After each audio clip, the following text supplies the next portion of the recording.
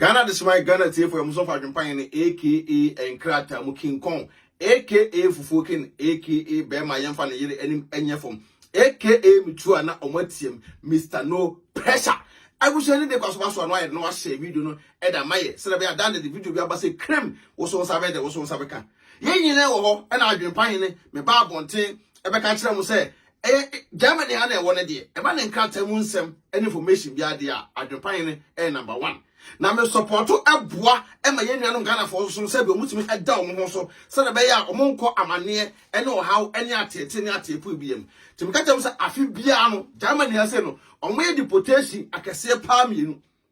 What is the deportation akese pa mienu aye obi omo ye sopre so ne de eno de ene wa akokofo wasem ne ache wo de ho de me fa ho but ade a me duaduamu a me kan che fremra Ema Nkrataa ba na me kyerɛkyerɛm amnuanom Ghana for da omo so wa abra wu ni Nkrataa se general control ba obeda omo so de ese metimi de ba na me de brew na wo so timi de eda omo so ntabusua se deportation no December ekoso gidigidi obeka se bi Adwenepahene da bia ma yeyam hihie better se me ka kyerɛw dan se ebesi na aka se na Nkrataa hene pa wo ho ene ntuwa me ya we no Nkrataa hene wo no ntuwa me boy kokko no wa me ya hunu ne ekro da bi menua Mema ye maso sane be ya obeda ho so eno mo aye sene se me ka nkyerɛw ntabusua me ba abote me ka kyerɛm se deportation December be koso either from 1st December to 15 December and now say from 15 December to ending of December so atiase enti na se me tena asena me mpanyimfo ekasa na me hu actual date in between sa 2 dates no mo ye de beto abonte no na ne nyina se unya o ba bia I just a Becky TV so and say Adwenepahene TV na abenya nti na me so ba so right no wa share video no te say de abrewa ayipuma kwam sama atwam ama sa deportation akọ Ghana for abusuya de we si deport om no ano ede ne sentowa no wada ena nya nru so a menka say bia sama branch de ka no oboa omo a omunim no ye de enim omo ato omo makodo my Ghana mu no enim nti na me ka to say da ho so uni Nkrataa Suzuki kan wonsem se uni Nkrataa kodu obi ukodo adwumu a mesrew enye wona akokontoko uni Nkrataa ba Abrokyire sonso ho enafo bone menfa ho nwuram me kan okra da kire wo ye Ghana ni na tukwan a for the two from abrabonti na oba ha Obama Nkrataa sem ehia so bi Nkrataa na benya wo da ye adwuma acha 1 year na so apɛ wo de enu tem so kroma no ese mema no timi sati example because wo ya bema na akofo oba na wo tietie na wo ne wo esi wo no agya no wa wo hwe wo ma enfa mfi oba na abusua next time e better na sa oba no wo nso timi akofa be ma wo fro so obo ano enu ta Adwenepahene de am ka kire mo say yen krokro ma no yen titi omu ye se ne be ya ebia unu so eba sa oba bi so tira bi oba hwe wo su ba so ka se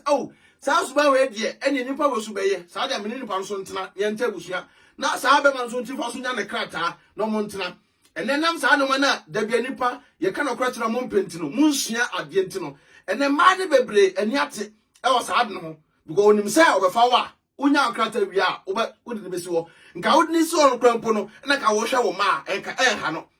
but wonya ne wo wi ro je Nkrataa na ho obi obebeme bo wa oba na nyem ye na no onfiri biem nti say no date na to abonte no deportation because 15 December 15 to December to 31st December munchen pa in between 15 December we animu to 31st ne de wo adwuma mu a wo sa days no holidays kakra de nti de meka to say mesraw enye mengo ka ho bi conference ne se deportation koso a omo che wo sa date na in between na omo timi edo to standby edo ka the next badge ho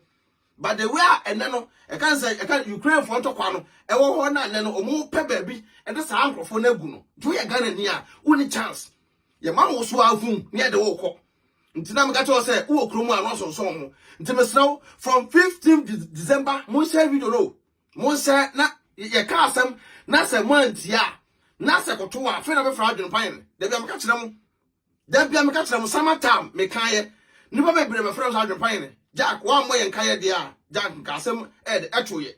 ntinyamopon enhirawo na mse medamase na say no 15 December to ending of December no meso emu be butu jame abaya ni abre emu be hyehyehye tana na fa di agro udi di agro a wangasa no obetu piga to samia wona ba won so no na egwemi asota hey biota way na ko piem say kansan e wo my Ghana mu mesraw wo ko Ghana na wo do pe e na eko nya se deport e na de we de do ko nti mesraw hwe wo ye na wan ko kan because deport wa answer be samba kroma biem no just after 5 years tie ni ye ye deport wa answer be kroma just after 5 years na after 5 years no wan na come as a shenge visa no watimi da back biem just na ko fa ensuo so wan go fa ensuo so a be agene se embes be ma e visa e do aba after 5 years in the e ade o maka to say embrawo but obeda no nya sa visa no ntira me say hwo so ye so be ko Ghana e bi aba ya no nyo bia na musa Abrokyire ma no e bi aba ya bia watimi ayi abomode ayi adwuma 1 or 2 bi etuma ayi no makakra ofie e bia ne ye do kwa enya de be hawo but me mo mpa ye say ye fa wo nko tell hwo so ye to date no 15th December to end of December. Sa 2 weeks we say so wo adwuma mu a me kire wo mesrew tieni pa me kire wo ha wo adwuma mu a mesrew titro pa esoro Northern Westphalian ko long soro honom no ena wo wie so awsa ko ye Hamburg soro mo sa ho no wo say wana Ghana fogu e wana Ghana fo no gu pa nti mesrew mo monye extra careful wo adwuma mu a to me knowledge and my advice na say senka sa atam no wo hwe na say won Nkrataa asem enye obi Nkrataa na de ye adwuma e ka me nko an ka ko doctor ho a sa 2 weeks no wo ko doctor ho a no akwa doctor leave so yale tie ni ye sa 2 weeks no wo ta akọ doctor wo say wo mfa wo because kroma no ye o mra say wo batimi age leave atena fie say e bia doctor say bia ha ya e bia wo tena fie e bia be say 5 weeks so what tena fie 5 weeks dia adwuma na betua wo ka kama ba ko tena fie 6 weeks afei na afei de be ka san insurance kura wo mu no koji pa webra na mesin san wo so Nkrataa na nya odia ntu be na no akọ